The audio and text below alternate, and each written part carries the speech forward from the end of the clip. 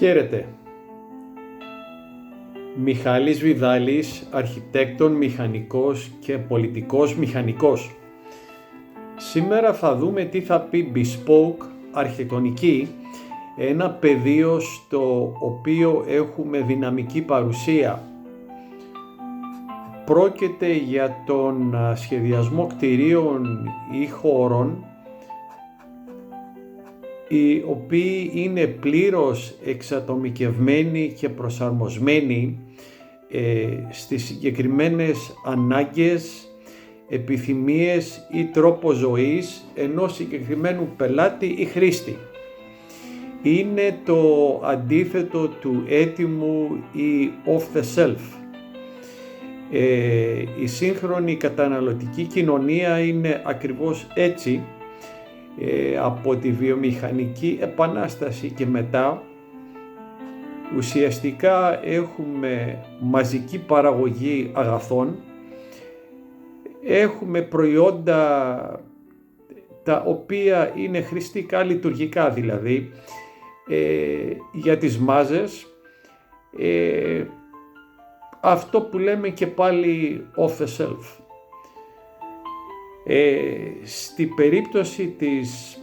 Στη περίπτωση του bespoke design ή της bespoke αρχιτεκτονικής τα πράγματα είναι διαφορετικά. Εδώ εστιάζουμε στη ποιότητα. Θα έχετε προσέξει πιθανόν ότι και ο τελευταίος εργολάβος, ο τελευταίος κατασκευαστής στην Ελλάδα, στην πινακίδα με το φωτορεαλιστικό την οποία θα δείτε έξω από την πολυκατοικία την οποία κατασκευάζει, σχεδόν πάντοτε θα δείτε τη λέξη υπερπολιτελής κατασκευή και ο τελευταίος εργολάβος θα την αναφέρει. Εδώ πρόκειται για μία παρανόηση. Δεν είναι έτσι τα πράγματα. Η bespoke αρχιτεκτονική είναι ουσιαστικά μοναδική.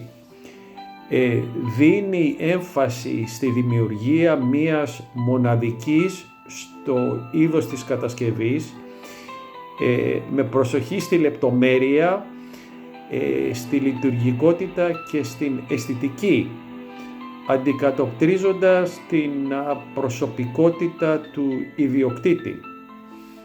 Ουσιαστικά πρόκειται για αρχιτεκτονική που γράβεται στα μέτρα του χρήστη, αν μπορώ να πω έτσι, όπως ένα ρούχο υψηλής ραπτικής.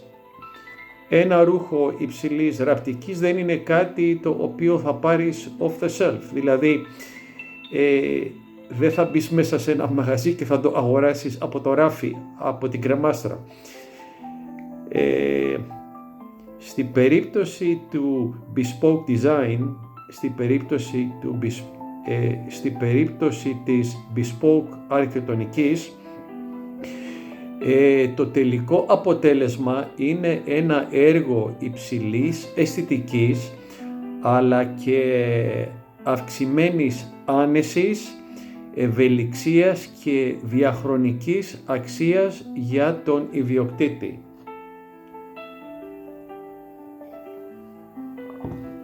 Εδώ έχουμε quality of life, δηλαδή ποιότητα ζωής για τους εύφορους πελάτες μας.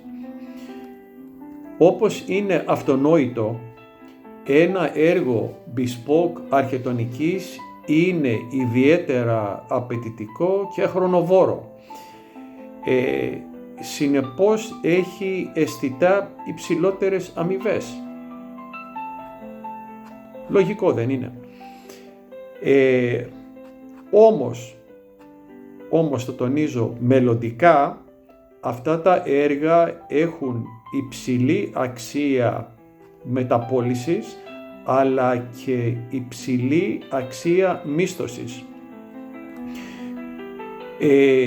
Δεν είναι τυχαίο ότι ορισμένοι κατασκευαστές τελευταία το έχουν καταλάβει και παρατηρούμε πολυκατοικίες στη Γλυφάδα που είμαστε, αλλά και σε άλλα μέρη, στις οποίες το τετραγωνικό μέτρο κοστίζει δεκάδες χιλιάδες ευρώ.